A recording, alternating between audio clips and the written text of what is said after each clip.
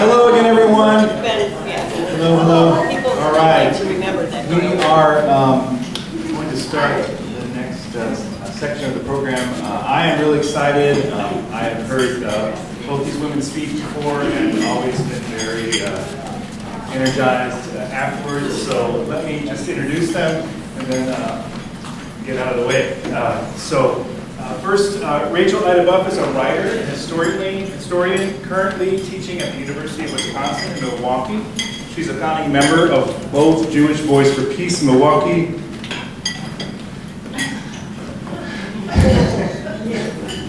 All right, it's getting louder. And the Wisconsin Coalition for Justice in Palestine, which she now serves as co-chair of the executive committee. Her most recent book is The Bilingual Glossary of Terms. A is for asylum seeker, A de asilo. Look for her article about the upcoming Republican National Convention in Milwaukee in the Boston Review, The Right Comes for Milwaukee. Rachel Ida.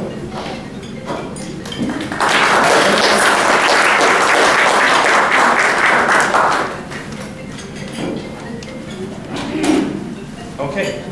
And Janan Najeeb is a proud Palestinian-American Muslim and an alumni of UW Milwaukee. She is a founding member and the current president of Milwaukee Muslim Women's Coalition, and she runs the Islamic Resource Center, a cultural center and lending library. She founded the Wisconsin Muslim Civic Alliance, Milwaukee Muslim Film Festival, Wisconsin Muslim Journal, and Our Peaceful Home, Wisconsin's only currently culturally specific family strengthening domestic violence project serving central Milwaukee's Muslim community. All right, Janan Najeeb.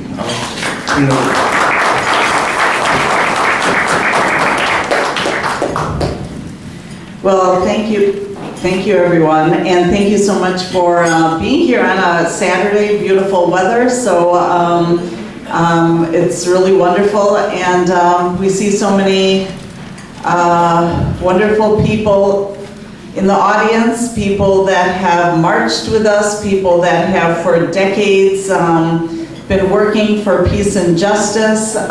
So I'm really honored to be in the same space with all of you. You know, I kind of wish we were not here today to talk about this particular topic, especially 9 months later that we're still talking about this, and we're counting the bodies of dead children and dead civilians. We're dealing with a world that has turned their eyes to, which is not unusual, to the dead bodies of brown children. The idea that the narrative is being told for them. Their narrative is only coming from social media and from people that are, for the first time in history, documenting their own demise and their own death, and those that are actually proudly documenting their atrocities that they are committing. So historically, this will be the easiest situation. Hopefully, it'll probably end up being decades later, but this will be the easiest situation where history will accurately and unequivocally document the war crimes of Israel, the Israeli government, the Israeli army, and the Americans that supported it and endorsed it and were complicit. And that's where we're probably quite disturbed, because as Americans, of course, that makes us complicit as well. But we're doing what we can, and that's all that we can do to raise awareness and to try to put an end to this, and I do know that there are many people in this room that are. I want to just start very briefly by telling you a little bit of who I am. Many of you probably know me from rallies, from presentations, from whatever. I am a proud Palestinian American. I'm a naturalized citizen, but in many ways I consider myself a third generation because my grandfather came from, used to come to the United States as a merchant.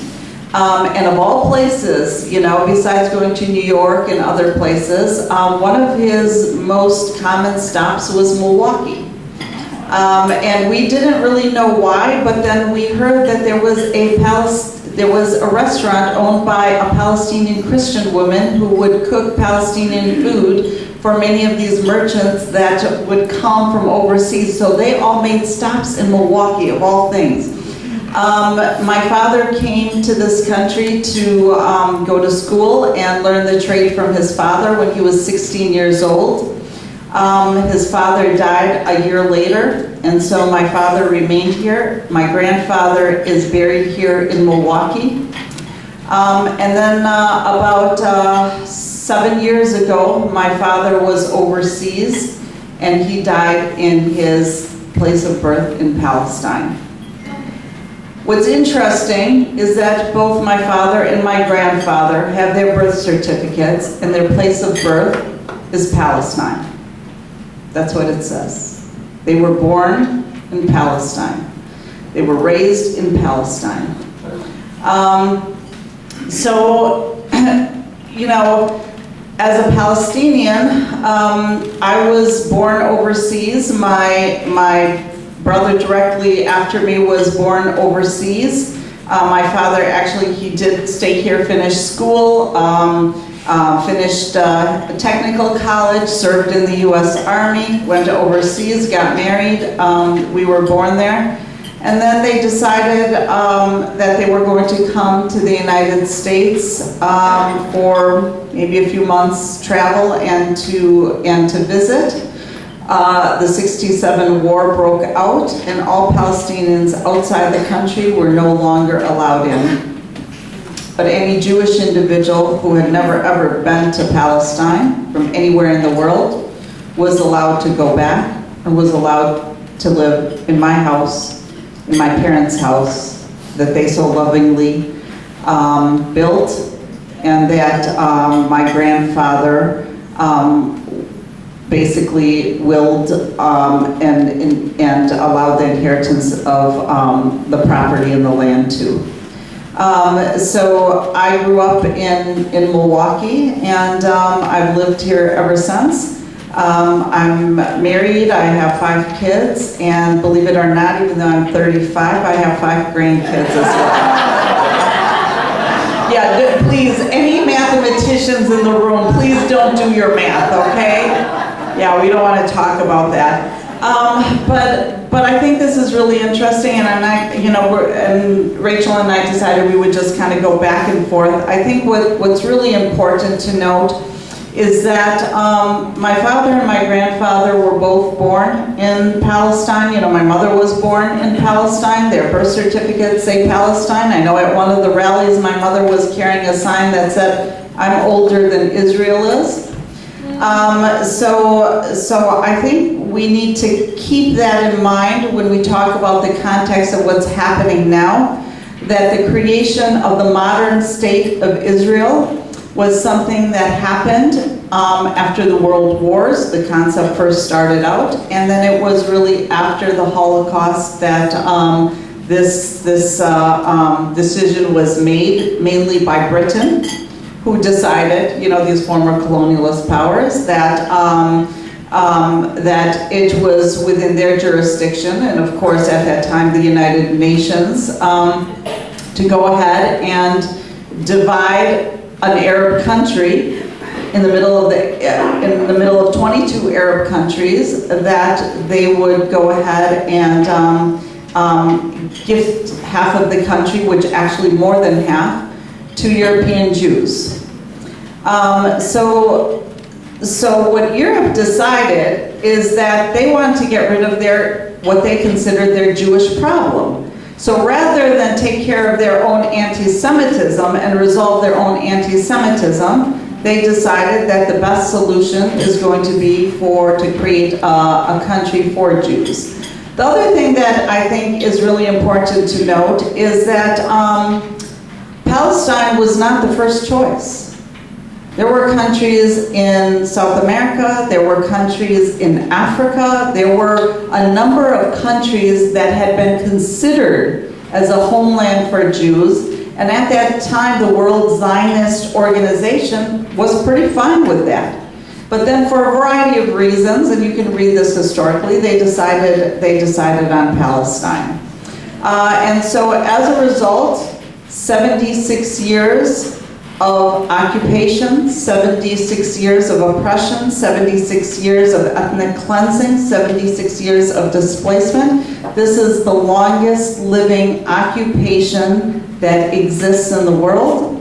And now to add to Israel's infamy, of course, it is the most brutal conflict, actually genocide, in the 21st century. It is the most deadly for journalists. It has been the most deadly for healthcare workers, and it has been the most deadly for children. In fact, the United Nations called it a graveyard for children. It's a genocide against children. And we understand this. This is what you do when you want to end the future of a people. This is when you want to eliminate the existence of a people. Unfortunately, we saw it happen with the native tribes here. We've seen it happen throughout history with different indigenous groups. And it's very troubling, it's very painful to see. These are civilians being supposedly made to pay the price for hostages. So the idea is that if you're unable to get your hostages out, you seek revenge on innocent civilians. And you think that that's a way that's going to bring then, Hamas or whoever else to your knees. Another thing that I feel is really important to mention is that people often cite October 7th as if history began on October 7th. What happened is that in the last 17 years alone, Israel has bombed and killed thousands of people 17 times, entering Gaza 17 times in the last 15 years, in a policy that they proudly call mowing the lawn. Mowing the lawn, what does that mean? The Palestinians are confined in this prison. They're unable to leave. Population grows. They have to bring down the population. So they went in that many times to bring down the population. Nobody said anything. That was not an issue. It was an issue when white people got killed. That's when it became an issue. When Europeans got killed, when Americans got killed. And it continues to be an issue. So we have, I think, 120, 130 hostages, Israeli hostages that remain. Some of them are the dual citizens of, Israel and another country. And so as a result, the figure that is put out is about 40,000 killed and almost 100,000 injured. But that's only because you can only count bodies that you can identify. The Palestinians said that they believe more than 200,000 are dead. And when you look at Gaza and you look at the type of destruction that has taken place, it's easy to believe. They said the numbers that they quote are between 200 to 400,000 dead. Also, to add to Israel's list of fame, they have now produced the largest number of child amputees in history. And so the question that we want to ask ourselves is that, what is our responsibility? What can we do about it? What should we do about it? Yesterday at my center, we had a woman from Hebron, which is the West Bank. It's one of the largest cities in the West Bank. And 500 settlers are being protected by 5,000 Israeli occupation forces and holding tens of thousands of Palestinians under siege. She said they can, for now, over a year, the men have not been able to go to work, which might be just to their other village. Kids are prohibited from going to school. Randomly, the settlers, and many of them are American, born and raised, and they understand what democracy is, but they have no problem going there and being brutal oppressors, very armed to the teeth, totally brutalizing people. She told us a story of her neighbors, a 5-year-old girl and a 12-year-old girl that were walking from the area store carrying milk with them. Some settlers called the Israeli occupation forces and said, oh, these girls were throwing stones at us. This is a 12-year-old and a 5-year-old. So the Israeli occupation forces did not come and ask the girls, were you throwing stones? They listened to the settlers. They came to arrest the girls. So she saw them. She went out of her house to protect the girls. And they sat there. She was beaten up. She was hit. She had these American-made weapons pointed at her and pointed at her head and pointed at the head of the girls. To make a long story short, she would not allow this 12-year-old and 5-year-old girls to go to prison, and who knows what happens there. We have lots of stories of rapes, etc., by the Israeli occupation forces for decades. So she went to prison with them. That's what she did. She went to prison with her neighbors. This is the West Bank. This isn't Gaza. This isn't where Hamas functions. So this policy of humiliation, of intimidation, of ethnic cleansing, of really bringing the Palestinians to their knees is a policy in order to take over the entire country. And the current administration, previous administrations, said, oh, we do believe in a two-state solution while they continued the settlement expansion. This administration has been more honest, frankly, because they said, no, we're taking it all over because God promised it to us. Which brings us, again, to that concept of who promises land. And Rachel always laughs because I say it often. I said, well, you can believe that God promises real estate if you believe that God is a racist real estate broker that promises land based on ethnicity rather than piety, and promises modern borders to certain people, and a God that hates the same people you do. That's really a problem. And it's being sold to Americans, especially our white nationalists that are waiting for Armageddon. It's being promoted even by our so-called democratic governments that should be ashamed of themselves. I've been out there protesting, I've been out there arguing and fighting against the policies of this administration. I believe it's actually because of anti-Semitism. They don't want Jews here. I think that's really what it is. I think that's the intention. Because who in their right mind accepts the ethnic cleansing of children and can sit and watch the barbaric and miserable deaths. Before I hand this over to Rachel, I just want to tell you one story of one family. My husband's a physician. He did his one of his training. He's a pulmonologist, did his training in West Virginia. If you guys remember, that's where the black lung and all of these miners and things like that. So he did his training there many years ago. And there was a family. There were very few Muslim and Arab families in Huntington, West Virginia. But there was this Shabir family, beautiful family. A husband and a wife. The husband was doing his PhD in a medical field. They had 7 children. Only the youngest daughter was born in the United States. They were from Gaza. Very devout family, very fun-loving family, beautiful family. This family, the father, they went back to Gaza. The father eventually became the head of one of the universities.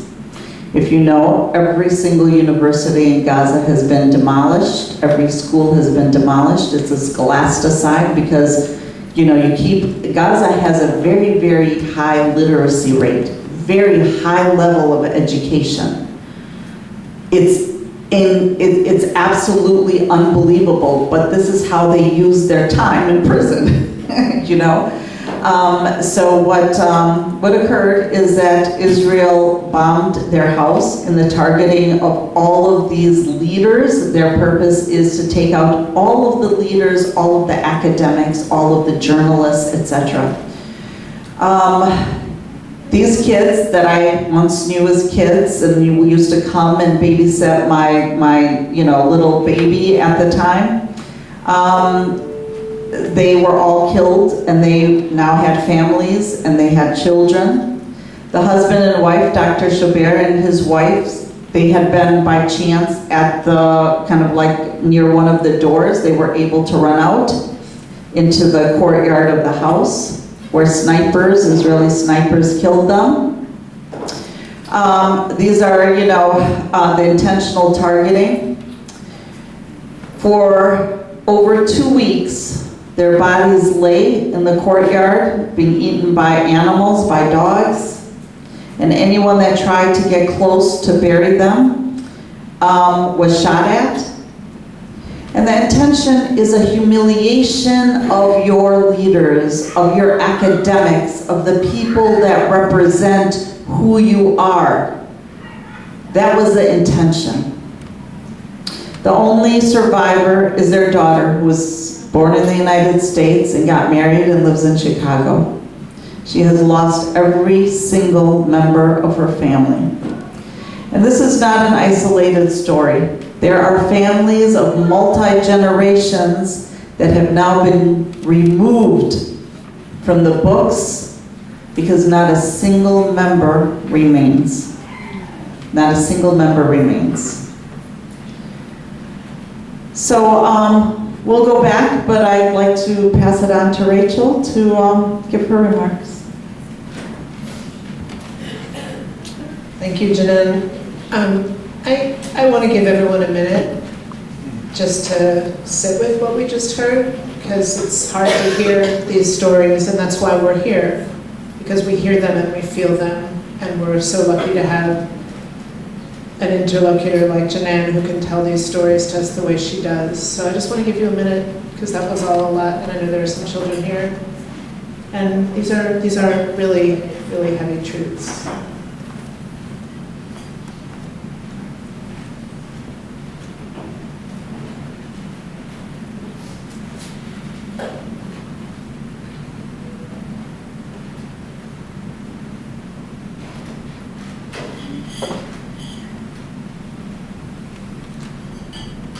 So on the slightly more sanguine side of things, I just wanted to start out by saying I love the Racine Coalition for Peace and Justice. The anthropologist Margaret Mead once said, "Don't doubt that a small group of people protesting can change the world, because nothing else ever does." And I don't know about you, but there are days where I'm like, but not me, not today, I'm staying in bed, I got other things to do, I don't want to. But you all do. You keep doing it. I've known you, some of you, for a decade. And I feel really privileged to work with you and to know that days when you feel like you're the only crazy person in your neighborhood who's going to drive to the rally and say the thing, or it's like 20 degrees. Last time I saw many of you was outside Gateway College. It was freezing that day. You didn't care. You came out. You know, that day you really like had other things to do and you were busy, and you know, we all have lives like that, right? You still come and it matters, and it's the only thing. And I think Janan was pointing, this is the only thing we have in this very desperate time, is the good-hearted goodwill. Today is the Jewish Sabbath. On Sabbath, the congregation I'm part of, and I'll tell you that story later, we try to envision the world to come, right? So you don't work. I try not to schedule things. I try to think about what life will be like after the revolution, right? You all are always thinking about that. That's why you get out of bed. That's why you put on your parka, because in Wisconsin, the worst things happen when it's cold. I think the Republicans have it in with the weather, because the terrible, terrible thing happens, it's 20 below, you go anyway. So thank you, and I'm so honored to sit with you. You know, I just want to say I'm so moved and appreciative of all that you all are and all that you do. So my name is Rachel Eidenbuff. I'm a third or fourth generation Jewish person, Jewish American, depending on how you count it. I didn't realize till today, the connection we have about West Virginia, but my great uncle Itchy, he was a doctor in West Virginia. My father's family were peddlers, and they eventually set up a small store in Charleston, West Virginia, and Itchy went to med school. He argued in front of Congress for the recognition of black lung as a disease, because all the employers, all the coal companies were like, no, these people are just sickly and bad. And so I come from this tradition that I'm so proud of, the Jewish tradition, that we fled unimaginable persecution and suffering, and we found refuge here, and it is our sacred task to recognize other people experiencing persecution and suffering. It is the core of my Jewish self. So I always, when I speak at events like this, I always feel like, if I'm lucky, my ancestors are speaking through me. Now I should say also that my parents believed that Jewish safety and Zionism were the same thing. They were not ardent Zionists. We never traveled to Israel, but they kind of were what we call today liberal Zionists. They thought that, you know, in a difficult Jew-hating world, Israel was important. I now call this the break glass in case of emergency kind of Zionism. Like, we're not going to go there, we're not going to make Aliyah, but we could if we needed to, right? And I have lots of friends of all kinds of ethnic and faith and racial backgrounds who are kind of looking at the 2024 election thinking, like, could we get citizenship somewhere else just in case? That's kind of what my family was like. And I have always been a leftist. And what I had did for much of my life was to, it's called Progressive Accept Palestine. So I organized, I'm an immigration historian, I've always organized for immigrant rights and open borders. I knew from early experiences that you get one chance with the organized Jewish community, and they throw you out. And I was careful.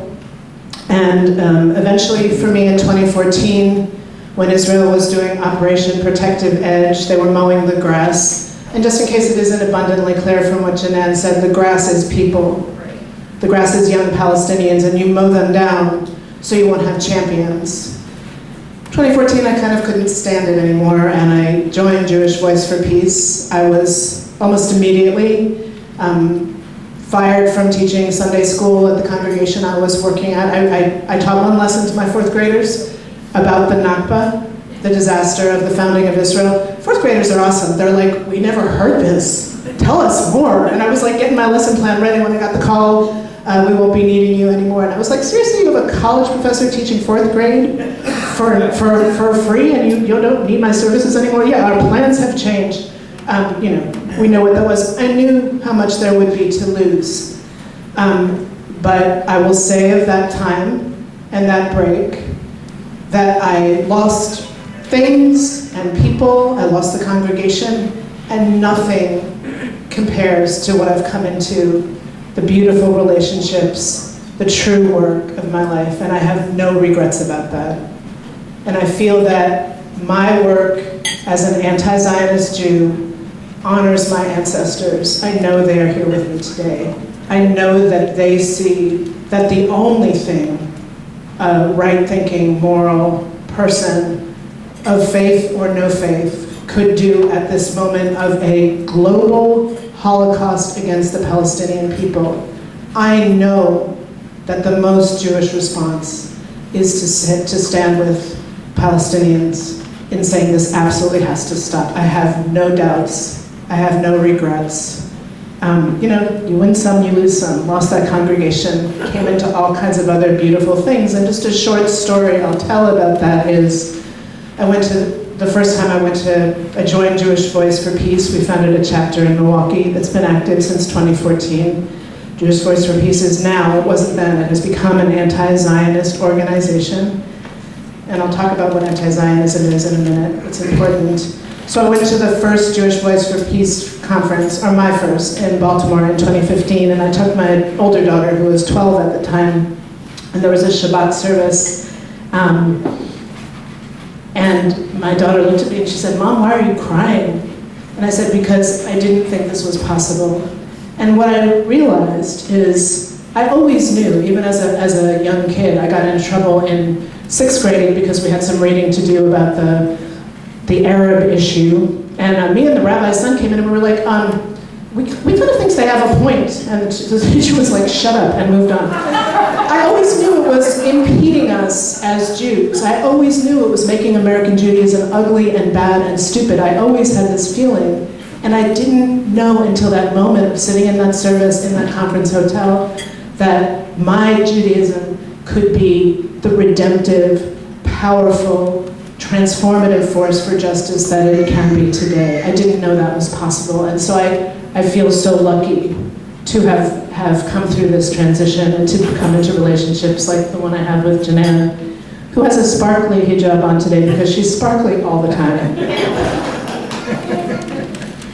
I want to say, and this is very important and probably the most important thing I'll say today, because there's all sorts of stuff out there. Very early after October 7th, I was called to a meeting at UWM, and because I was told by the dean of student whatevers that there were Jewish folks on campus who felt very threatened, and I thought, that's an interesting formation. And what they were threatened by was, it turned out, the phrase, "from the river to the sea," which, as Janan has said really brilliantly, is kind of the "we shall overcome" of the current moment. It is a manifesto, and if you think about this very often invoked as offensive and anti-Semitic phrase, that has fired college presidents. Honestly, as a professor, they couldn't come up with a better response, whole other conversation, but whatever. College presidents have left, things have been mown down because people felt hurt from the river to the sea. Let's just think about that. From the river to the sea, Palestine will be free. I understand what the Zionist argument is, but that is a very Shabbat invocation to imagine freedom. And that some people are offended and hurt by it tells you that we're in a very dangerous, very dark place, right? So what I want to say to you is, and this is like just these words, this is it. This is all you have to remember. She went on and on and on, and then she said this thing. This is the thing. Anti-Zionism, the belief that an ethno-nationalist state, the racist real estate agent of God, that an ethno-nationalist state is the only safety for the Jews, being against that, saying, no, we do not want to be represented by a racist real estate broker. We'd rather choose the liberatory real estate broker. We'd rather share the road. We'd rather live in an actual democracy with our Palestinian relatives. Saying that you are anti-Zionist is not anti-Semitic. That's it, that's all you have to remember. She kept talking. Anti-Zionism is not anti-Semitism. That is the long and short of it. And them's fighting words, right? We've seen college presidents, we've seen elections, we've seen all kinds of things, Jamal Bowman, Cori Bush, All these folks are constantly being accused of anti-Semitism because they are saying nothing justifies a genocide. October 7th and the hostages, bad. Lies perpetrated about other things that happened that day we can talk about. Nothing justifies the murder of children. Nothing justifies the ethno-nationalist practice of excluding some of the people who live in your land and promoting others. And my rabbi, not the one who fired me, my current rabbi, Brent Rosen, that's a whole other story. What he says, and I think this is really true, is where we are, the terrible place we are today, the genocide, the ongoing genocide, the spread of the genocide to the West Bank, you know, Israel rattling swords with Hezbollah in the north, that was always the logical outcome of the colonialist project of Israel. It was always implicit. Ask an indigenous person. Right? You don't arrive on someone else's land, set up camp, and say, let's share everything else, we're good. No, right? I'm an American historian. Don't even get me started, right? There are indigenous folks left only because of brilliant resilience and resistance. They were not supposed to be here. Palestinians are not supposed to be in the land that is now called Israel. They are not supposed to exist anymore. So what I'm saying is that genocide is a necessary outcome of settler colonialism. That is the only way that it happens. Look at our country. Look at what, this is not, it is a terrible, terrible moment in history, but it was always going to happen. So we have to really think about the billions and billions of dollars and the beautiful flyer you all have on your tables about how far the money could go in Racine, how far it could go in Milwaukee, the things we could do, right? Those billions and billions of dollars bring blood. That's all they bring. And we also have all sorts of other things that we could talk about. I want to leave time for questions. But what we're seeing in this war, in this genocide perpetrated by Israel, is the first AI war, so that you can target a journalist with a drone. And what they've been doing under Operation Lavender intentionally, you don't target that journalist when she's out in the field. You target her when she goes home to her family, because guess what, then there's collateral damage. And you murder the family, and this is something we can't even start to talk about enough, maybe one kid who saw their mother and siblings murdered survives. What is that life going to be like? What are the traumatized people who do survive in Gaza? What is that going to be like? Right? Sorry, a little dark, but that's unfortunately where we are. I just want to say a couple things about the coalition, and then we'll open it up to questions. So we formed very quickly after October 7th because the writing was on the wall. And I just want to say, and it sort of echoes what I was saying before about the Racine Coalition, we are a coalition of 70 organizations around Wisconsin, 75. I should have asked you in the car because it keeps getting, we are multi-faith, multi-racial, communist, socialist, liberal. We are Wisconsin. And watching that has given me great hope. I think that we come to days like today, we come into the coalition work, we come into the work of trying to end the genocide out of great love. And I think that's a really beautiful and positive and inspiring thing, and it wakes me up in the morning and makes me roll through the days. Like, I've never worked as hard as I've worked since October. In fact, I was teaching a class before October 7th, and around December I was like, oh, I had all these plans, but I have never been as full on, and I'm grateful to everyone who comes into the work. I'm grateful to have the work, instead of sitting at home and watching the news and not knowing how to even survive in this world. And I'm really grateful to you all for inviting us here today. Thank you.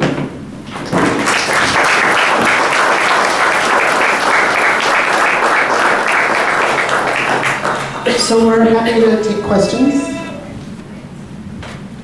They don't really need me, but I'm the mean guy who's going to tell you that that's not a question when you start just talking. So that's why I'm here. So, yeah.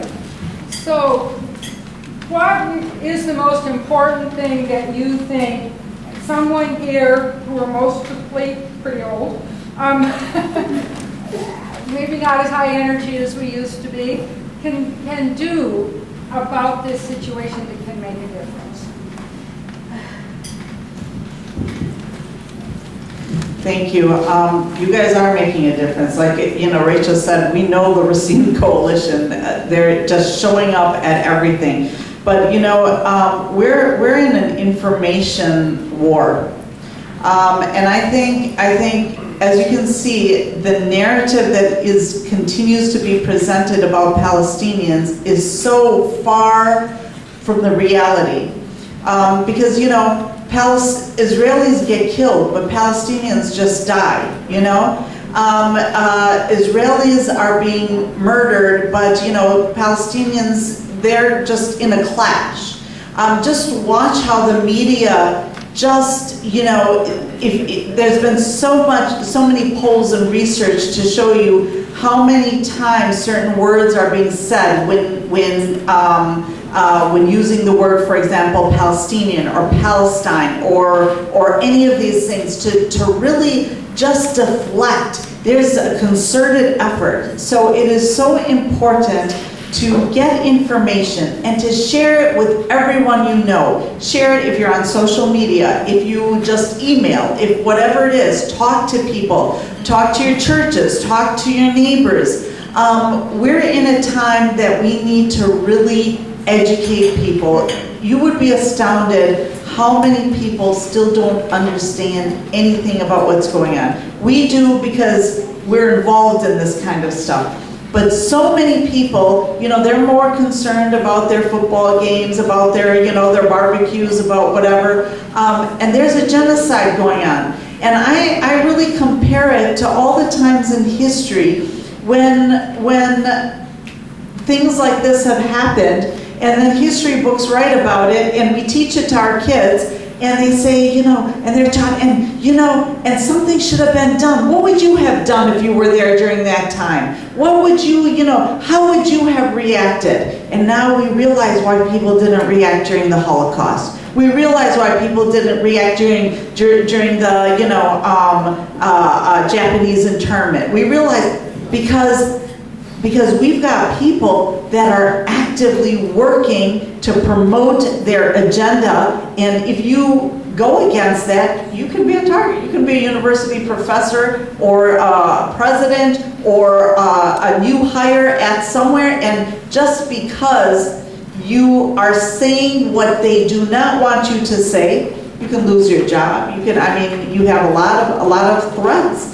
And we need to counter that. And I think, as you mentioned, especially people who are retired, people who are not worried about, something. I keep telling Rachel, she says that, well, if I get fired, I'll come work for you. And I said, if I get fired, I'll take a vacation. You know what I mean?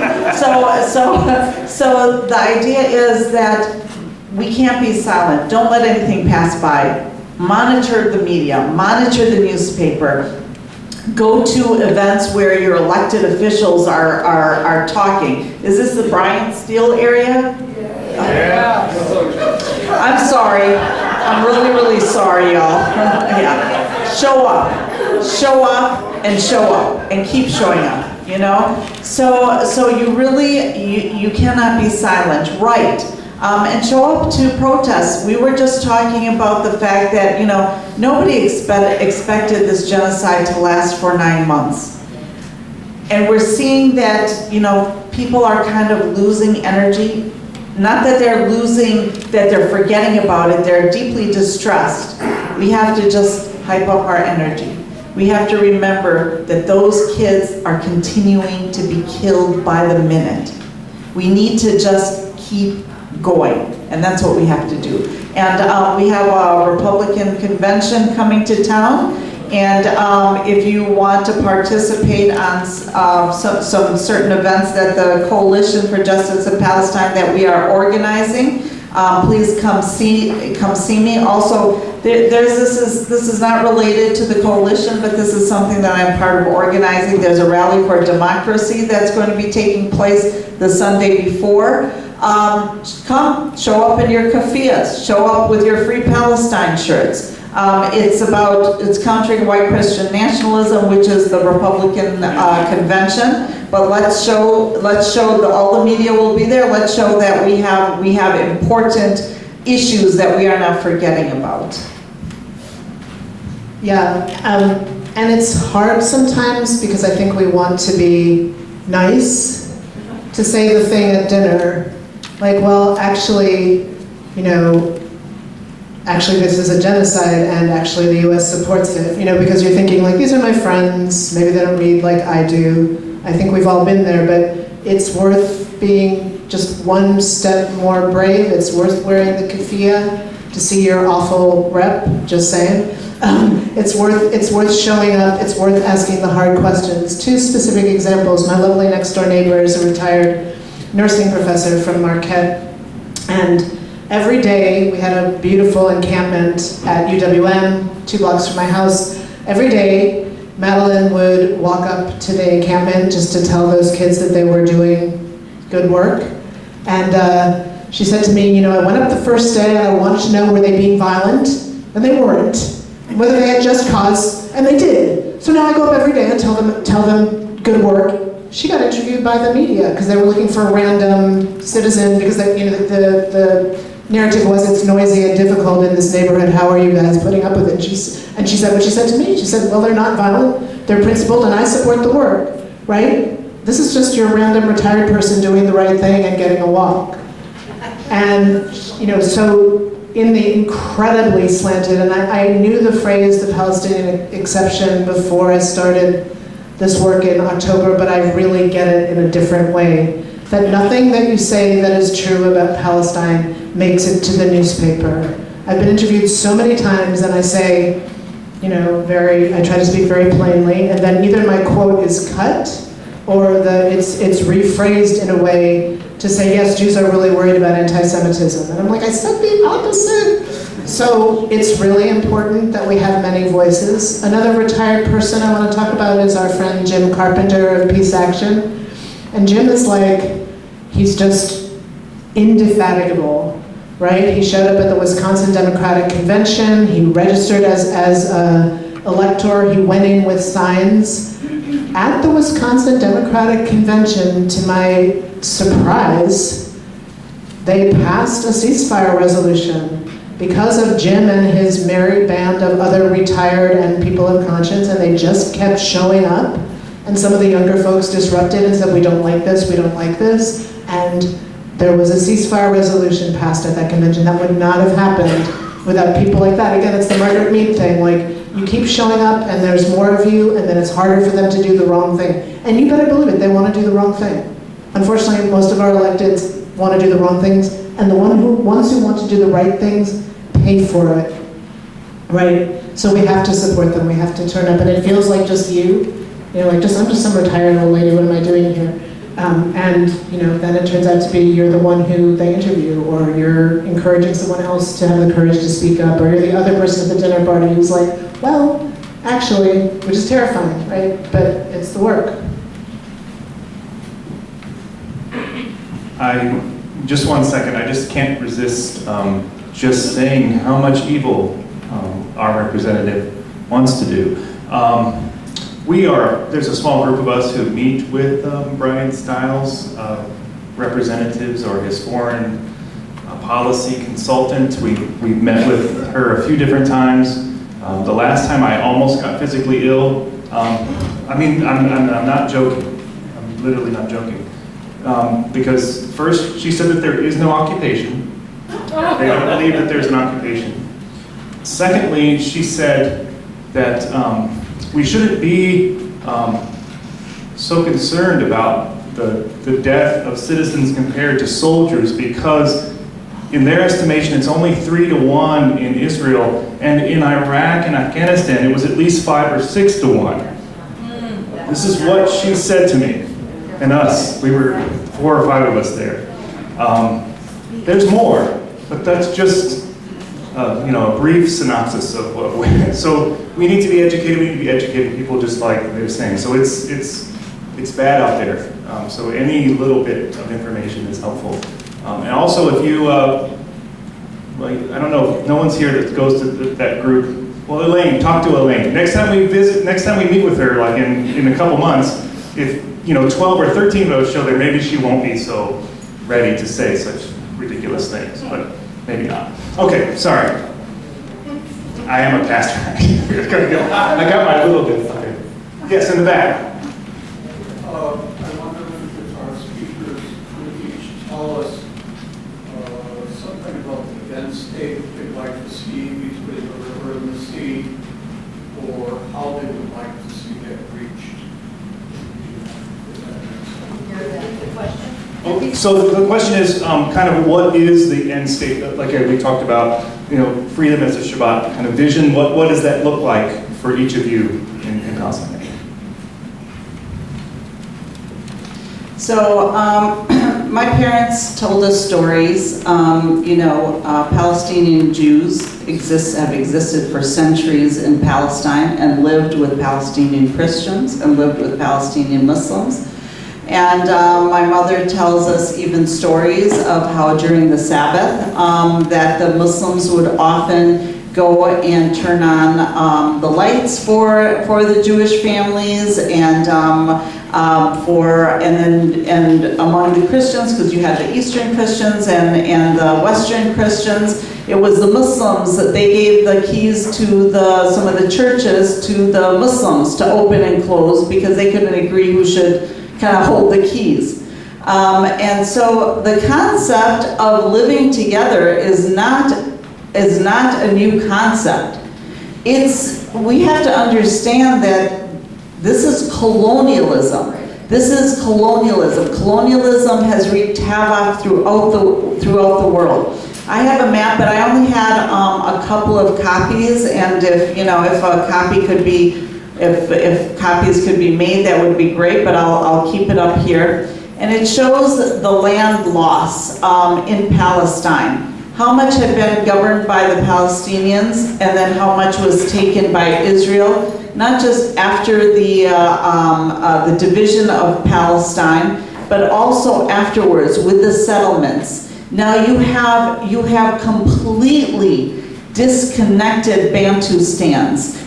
Villages cannot reach each other. Farmers cannot reach their olive groves. It's a disaster what's happening. So the only solution that I see is that we don't need theocracies. What we need are independent, democratic countries. And what Israel's problem is why they are so against an independent, democratic country, because it means that Palestinians have to be treated as equals. It means one person, one vote. That's what a democracy means. And for a colonialist, absolutely. And so for a colonialist country that doesn't consider the Palestinians as human beings, I mean, we're back to where we thought, blacks were way back, when they didn't have a vote, when they were pretty much enslaved.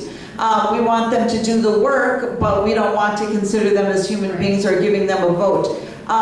There will never, ever be peace in the region, ever, until we have a democracy for all, or which is going to be very tough because it's going to mean all those hundreds of settlements that are basically cities in the West Bank that don't belong, that are illegal according to international law. All of them have to be dismantled, and we go back to the boundaries of 1947, the boundaries that had been set, and we have an independent, sovereign Palestinian state. Not as is often mentioned, oh yes, we're looking for a two-state solution, but Palestine needs to be a demilitarized state next to a highly nuclear Israel with an army.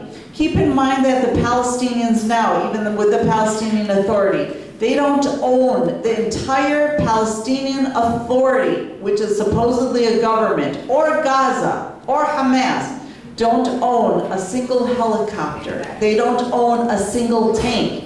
They don't have an army. These are, Hamas are just, there's no army.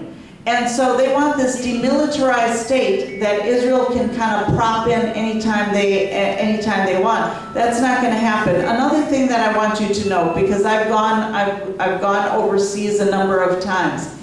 Even in the West Bank, it is prohibited for people that travel, that just have a bridge between Jordan and Palestine. They cannot bring products or ship products to sell in the West Bank area from Jordan. You have to purchase the products from Israel. You can only purchase it from Israel. And so you have got all of these Palestinians that are basically a market for Israeli products. And many of these products are actually very inferior products. And so it's a whole system. You have the people that have no jobs, so they go in and they have no work. They have to work and build these settlements, these Palestinians actually, because otherwise their families are going to starve. You have a ready market for Israeli products. And you know what? And you can use American weapons to see how they work on Palestinian citizens. What better do you want for a colonialist country? So I believe there's only two things. Either it becomes a single democratic state with one vote for each person, which is what I believe in. That's what the United States is. If we were anything else, we would be fighting in the streets. We would have a civil war. There would be unrest here. Or if we decide we're going to go to two-state solution, which I don't think will ever happen, because to say that one has to be demilitarized and has no army and has nothing to defend itself, but the other one can be fully in control, that's not going to work. So. I want to talk for a minute about Jewish safety in response to your question, because anti-Semitism is real and on the rise, and it's not because of gatherings like this. White nationalists, somebody had to explain to me after Charlottesville, because I was like, I don't want to replace those guys, they look mean. The Jews will not replace them. I'm like, not trying. That is an 18th century anti-Semitic theory, that Jews are trying to replace real white people by using Muslims, that's sort of the contemporary update, but by using racially other people as their allies, we're trying to replace the dominant power structure, because, in the anti-Semitic construction, we're sneaky and bad and always anti-American, right? That stain is very present and being resurrected. That stain will be very active in Milwaukee in mid-July when the Republicans come. There are a lot of people around who hate Jews and hate people of color, et cetera, et cetera. So the need for Jewish safety is real in this country. I think Janan spoke really beautifully about things in the Middle East where I've never traveled. So I want to talk about this country, which is my chosen home. So how are Jews to be safe here? I think that there has always been a non-Zionist Jewish tradition.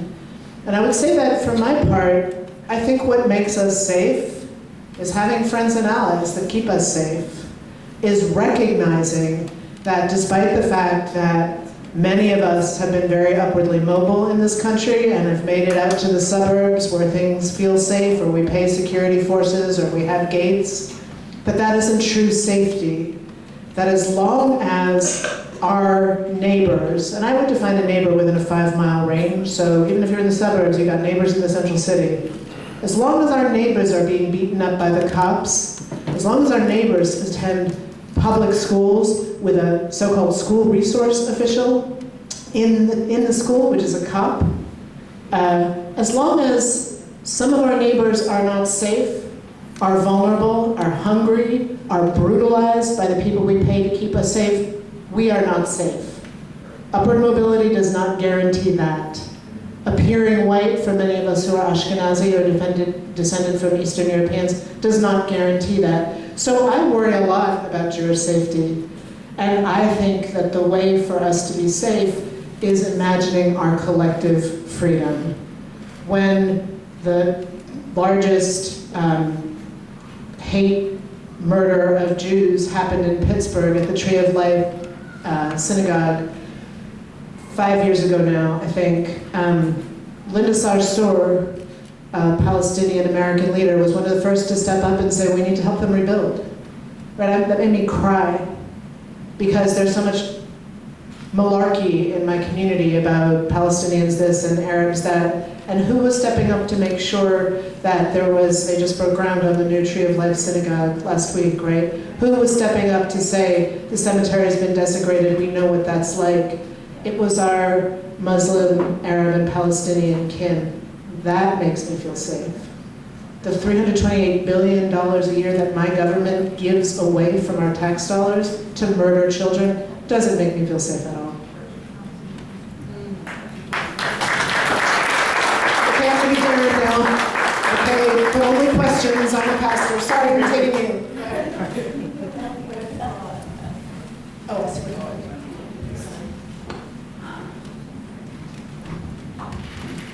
Well, I think that was, whoa. All right, well, they got me on a short leash. That's all right. Probably safest. Oh, thank you. All right. Little limbo. Well, thank you so much. We really appreciate all that you're saying and how you helped us to understand that this is a very motivating.